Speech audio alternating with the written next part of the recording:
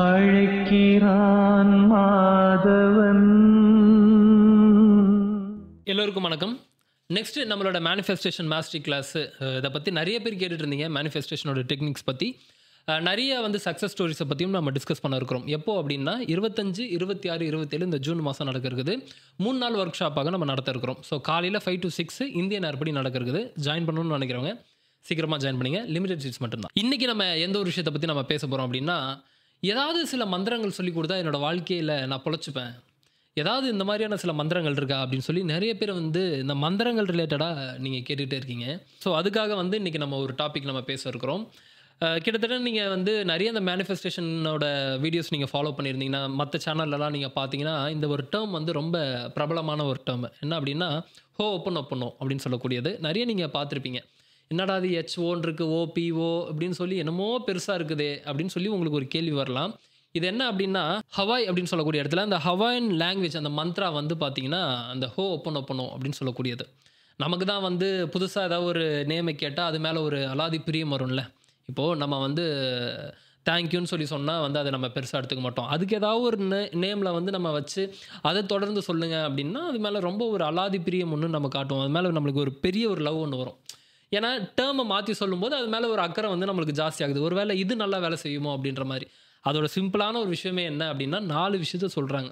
First விஷயம் என்ன அப்படின்னா ஐம் சாரி. செகண்ட் விஷயம் ப்ளீஸ் ஃபர்கிவ் மீ. 3வது விஷயம் பார்த்தீங்கன்னா தேங்க்யூ. 4வது விஷயம் ஐ லவ் யூ. இந்த 4 விஷயம் எப்பயுமே நம்மளோட வாழ்க்கையில் இருக்கிறது தானே. இப்போது ஐம் சாரி அப்படின்னு சொல்லக்கூடிய இந்த 4 விஷயத்தையும் நீங்கள் எடுத்து வச்சு பாருங்கள். இந்த ஐம் சாரின்றதை கூட விட்டுட்டு இந்த 4 விஷயத்தையுமே எடுத்து வச்சு பாருங்கள். ஒரு மனித நிலையில் இருக்கக்கூடியவங்க எல்லாருமே பயன்படுத்தக்கூடிய ஒரு விஷயமாக தான் இது இருக்கும். அதாவது தர்மத்தின்படி நடக்கக்கூடியவன், அந்த வாழ்க்கைனா என்னன்னு தெரிஞ்சு நடக்கக்கூடியவன், மற்றவர்களுக்கு ரெஸ்பெக்ட் கொடுத்து நடக்கக்கூடியவன், மற்றவங்க மீது அன்பு காட்டக்கூடியவனுக்கு எல்லாருக்குமே இப்போ நம்ம சொன்ன இந்த 4 விஷயமே வந்துருமே. அப்போ சிம்பிளாக ஒரு விஷயத்தில் முடிச்சிடலாமா? அன்புன்னு சொல்லி முடிச்சிடலாமா? இப்போ இதனால தான் வள்ளல் பெருமான் என்ன சொல்கிறார் அப்படின்னா அன்பு அன்பு அன்புன்னு சொல்லி அவ்வளோ விஷயத்தை வலியுறுத்துறாரு. அதே தான் திருவள்ளுவரும் என்ன சொல்கிறார் அப்படின்னா அன்புடைமைன்னு சொல்லி ஒரு அதிகாரத்தையே வச்சிருக்கிறார். அப்போ அந்த அன்புன்ற ஒரு விஷயத்துக்குள்ளே இப்போ நீங்கள் சொல்லக்கூடிய எல்லா விஷயமும் வந்துடும்ல. இப்போது உங்களோட செல்ஃப் இப்போ நீங்கள் எடுத்துக்கங்க. நீங்கள் ஏதாவது ஒரு தவறு பண்ணுறீங்கன்னு வச்சுப்போம். ஆனால் மற்றவங்க மீதே தான் நம்ம பழிய போட்டுகிட்டே இருப்போம். என்றைக்காவது நீங்கள் அதை அக்செப்ட் பண்ணியிருக்கீங்களா அப்படின்னு சொல்லி பார்த்தோன்னா இல்லை. அவன் அதை செஞ்சான் அதனால் எனக்கு இப்படி இருக்குது, அவன் இதை பண்ணிட்டான் அதனால் என்னோடய லைஃப் எப்படி ஆயிடுச்சு. ஆனால் அந்த மாதிரியான ஒரு விஷயம் நடந்ததற்கு உங்ககிட்ட ஒரு காரணம் இருக்கும்ல. நான் இதெல்லாம் அலோவ் பண்ணியிருக்கேன், இந்த ஒரு விஷயத்தை நான் பண்ணாமல் இருக்கேன். ஆனால் அந்த ஒரு விஷயத்தை நம்ம கவனித்து பார்த்தோம்னா இல்லை. அப்போ அதை தான் அவங்க என்ன சொல்கிறாங்க அப்படின்னா ஐம் சாரி அப்படின்னு சொல்லக்கூடிய இடத்துல இந்த ஒரு நிலைக்கு நான் என்னோட ஒரு பொறுப்பு இருக்குல்ல, அதுக்கு நான் மன்னிப்பு கேட்டுக்கிறேன். மற்றவன் எப்படி இருக்கிறான்றதுலாம் எனக்கு தெரியாது. மற்றவன் சாரி கேட்குறான் கேட்கலாம் அதெல்லாம் கிடையாது. இந்த ஒரு நிலைக்கு இதுக்கு நீங்கள் பொறுப்பு எடுக்கிறீங்களா? இது ரொம்ப பெரிய ஒரு சூப்பரான ஒரு விஷயம். அதாவது வெளியூர்லேருந்து வருது, வெளிநாட்டிலேருந்து வருதுன்றதுக்காக அதை நம்ம அப்படியே விட்டுறணுன்ற அவசியம் கிடையாது. நல்ல விஷயங்கள் 4 இடங்கள்லேருந்து சொல்லப்பட்ட எடுத்துக்கலாம். ஆனால் இந்த விஷயம் நம்மளதுலேயும் ஆல்ரெடி இருக்குது, சொல்லப்பட்டிருக்கு அப்படின்றத நான் உங்களுக்கு ஃபஸ்ட்லேயே நான் சொன்னேன். அப்போ இது எல்லாமே நம்மளோட கிளாஸ்லேயுமே நான் நிறைய டிஸ்கஸ் பண்ணியிருக்கேன். இந்த மாதிரியான விஷயங்கள் தான் நம்மளோட லைஃப்பில் அப்ளை பண்ணணும். இதெல்லாம் அப்ளை பண்ணும்போது நம்மளோட லைஃப்பில் எல்லாமே ஈஸியாக கிடைக்க ஆரம்பிச்சிருது. அப்போ நான் ஒரே ஒரு மந்த்ரா எல்லாத்தையுமே கொடுக்குமானா இந்த 4 விஷயத்தை கடைபிடிச்சிங்கனாலே எல்லாமே கிடச்சிருமே. இப்போது ஐம் சாரி அப்படின்னக்கூடியதில் நீங்கள் அதற்கான பொறுப்பு எடுக்க ஆரம்பிச்சிடுறீங்க. என்ன, இந்த ஒரு சூழலை நான் அக்செப்ட் பண்ணிக்கிறேன், இந்த நடந்த சில சம்பவங்களுக்கு நடக்கக்கூடிய சம்பவத்திற்கு இதுக்கு நான் பொறுப்பு எடுத்துக்கிறேன், இந்த இடத்துல நான் அதை மாற்றிக்கிறேன், ஐம் சாரி அப்படின்னு சொல்லக்கூடிய ஒரு விஷயத்தை நீங்கள் ஏற்றுக்கிறது. 2வது விஷயம் என்ன அப்படின்னா ப்ளீஸ் ஃபர்கிவ் மீ. அப்போது எனக்கு இந்த மாதிரியான சில விஷயம் நடக்குது இல்லையா, அதுக்கு நான் மன்னிப்பு கேட்குறேன், என்னை மன்னிச்சிருங்க. இயற்கையிடம் நீங்கள் கேட்குறீங்க, இந்த மாதிரியான ஒரு சூழலை நான் ஏற்படுத்தினதுக்கு, இந்த மாதிரியான சூழலை நான் நிற்கிறதுக்கு என்னை மன்னிச்சிருங்க அப்படின்னு சொல்லி உங்களுக்கு இப்போ ஒரு கேள்வி வரலாம். நான் தப்பே பண்ணலையே, நான் என்ன தப்பு பண்ணேன்? இந்த சூழல் இயற்கை தானே, இவன் தானே பண்ணான், அவன் தானே பண்ணான், இதுக்கே நான் மன்னிப்பு கேட்கணும் அப்படின்னா நீங்கள் கேட்டு பாருங்கள், லைஃபே மாறுதுன்னு சொல்லி சொல்கிறேன். ஏதோ அவங்க சொல்கிறாங்க இந்த டேர்ம்லேருந்து எடுத்து நான் உங்களுக்கு சில விஷயங்கள் நான் கொடுக்குறேன்றதுக்காக அவங்க சொல்கிறாங்க, நீங்கள் சொல்கிறீங்களா, அப்போ அது எப்படி நடக்கும்னு சொல்லி கேட்காதீங்க. இது எல்லாத்தையும் தான் நம்மளோட கிளாஸில் அப்ளை பண்ணிகிட்ருக்கோம். 21 days கிளாஸாக இருக்கட்டும், 7 days கிளாஸாக இருக்கட்டும், இல்லை மேனிஃபெஸ்டேஷன் கிளாஸாக இருக்கட்டும், எல்லாருமே சொல்லக்கூடியது இந்த மெயினான விஷயம் தாங்க. ஸ்பிரிச்சுவல் அப்படின்னு சொல்லக்கூடியது இந்த 3-4 விஷயத்துக்குள்ளே எல்லாமே முடிஞ்சிடும். எல்லாமே அந்த ஒரு விஷயத்துக்குள்ளே பார்த்தா அன்புன்ற ஒரு விஷயத்துக்குள்ளே முடிஞ்சிடும். அப்போது இந்த ஒரு சூழலில் நான் ஃபேஸ் பண்ணுறதுக்கு என்னை மன்னிச்சிருங்க, ப்ளீஸ் ஃபர்கிவ் மீ, அவ்வளோதான். அதுக்கப்புறம் பார்த்தீங்கன்னா கிடைச்ச அனைத்து விஷயத்திற்கும் நம்ம நன்றியாக இருந்திருக்குமா அப்படின்னு பார்த்தோன்னா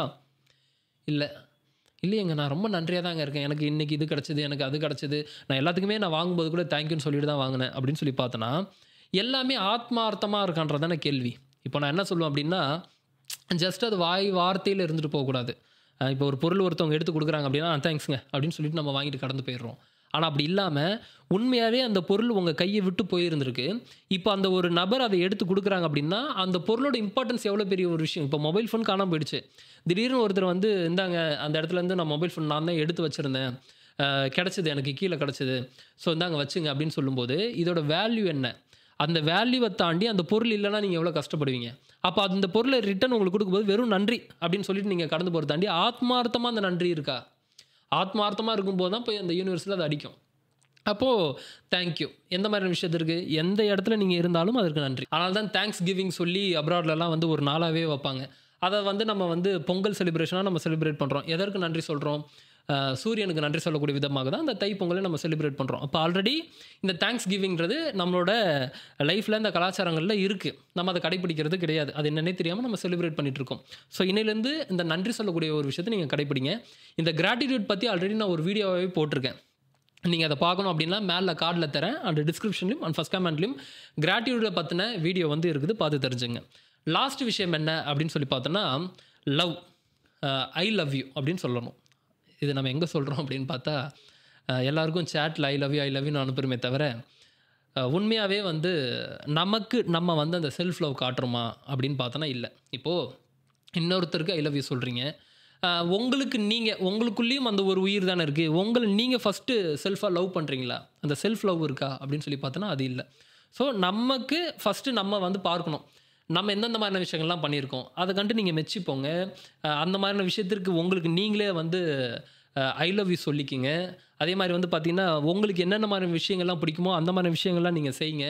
ஃபஸ்ட்டு உங்கள் மீது உங்களுக்கு ஒரு லவ் இருக்கணும். அப்படின்னா தான் மற்றவங்க மீது அந்த லவ்வே வரும், இல்லைனா வராது. ஸோ இந்த செல்ஃப் லவ் அப்படின்றதும் ரொம்ப ரொம்ப இம்பார்ட்டண்ட்டு. இது எல்லாமே எப்போ வரும்னா, சிம்பிளாக சொல்லி முடிக்கணும்னா, அன்புன்ற ஒரு விஷயம் இருந்துச்சுனாலே இது எல்லாமே ஆட்டோமேட்டிக்காக வந்துடும். ஸோ இதுக்கு ஒரு புதிய டேர்மில் நான் சொன்னால் உங்களுக்கு பிடிக்குது. ஒரு புதிய டேர்ம் அப்படின்னா நீங்கள் உடனே வந்து யூடியூப்பில் கிளிக் பண்ணி நீங்கள் பார்க்க ஆரம்பிக்கிறீங்க. இது எல்லாமே நீங்கள் பண்ண ஆரம்பிச்சிட்டிங்கன்னா இது எல்லாமே அலைன் ஆகிட்டுருக்கு. ஓகே, ஒரு இடத்துல அலைன் ஆகுது. அந்த ஒரு இடம் அலைன் ஆகும்போது என்ன நடக்கும் அப்படின்னா, நீங்கள் என்ன விஷயம் வேண்டுறீங்களோ அந்த ஒரு விஷயம் ஈஸியாக நடக்க ஆரம்பிச்சிடும்.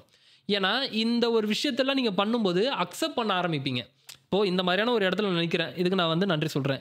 இந்த மாதிரியான ஒரு இடத்துல நிற்கிறேன், இதுக்கு நான் மன்னிப்பு கேட்குறேன் அப்படின்னா, இது எல்லாமே எதுக்கு கீழே வரும் அப்படின்னா, அக்செப்ட் பண்ண ஆரம்பிக்கிறீங்க. அந்த சூழலை மறுக்காமல் அக்செப்ட் பண்ண ஆரம்பிக்கும் போது நான்ற தன்மை விலகி வேற ஒரு அந்த யூனிவர்ஸுடன் நீங்கள் கனெக்ட் ஆகுறீங்க. அப்போ என்னென்னா, இது எல்லாமே நீங்கள் அலைன் ஆகும்போது, அந்த ஒத்திசைவாக இயங்கும்போது, நீங்கள் என்ன ஒரு விஷயம் வேண்டுறீங்களோ, என்ன ஒரு விஷயம் எனக்கு வேணும்னு நினைக்கிறீங்களோ, ஆட்டோமேட்டிக்காக அது நடக்க ஆரம்பிச்சிருது. அதனால தான் வந்து இந்த டேர்மில் என்ன சொல்கிறாங்க அப்படின்னா, easy way to achieve anything. இந்த ஒரு மந்த்ரா வந்து உங்களுக்கு போதுமானது அப்படின்னு சொல்லி சொல்கிறாங்க. ஸோ இந்த ஒரு விஷயம் உங்களுக்கு புரிஞ்சிருக்கும் அப்படின்னு சொல்லி நம்புகிறேன். மீண்டும் இதே மாதிரி இன்னொரு வீடியோ பதிவில் சந்திக்கிறேன். நன்றிகள், வணக்கம்.